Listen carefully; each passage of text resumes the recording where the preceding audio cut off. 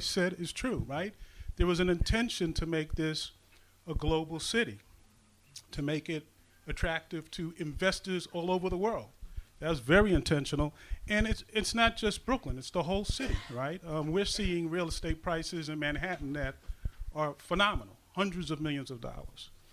And so that's impacting everybody in the city. We're more vulnerable because of distresses and indicators of distress that have been existing for the last 50 years.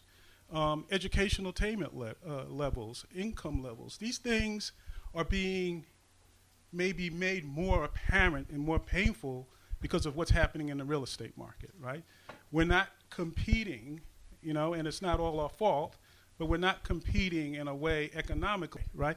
When Bed-Stuy and restoration got started 47 years ago, the problem wasn't, and this is what Dr. Crass said, the problem was attracting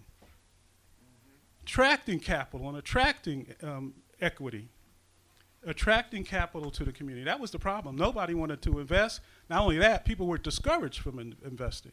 So we have the reverse problem now. We have too much capital. But it's very hard to stop that.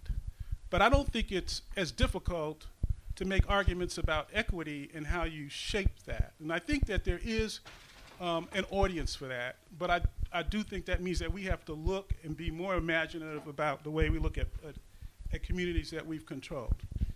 The last thing I want you to think about is arts and culture in our community, right?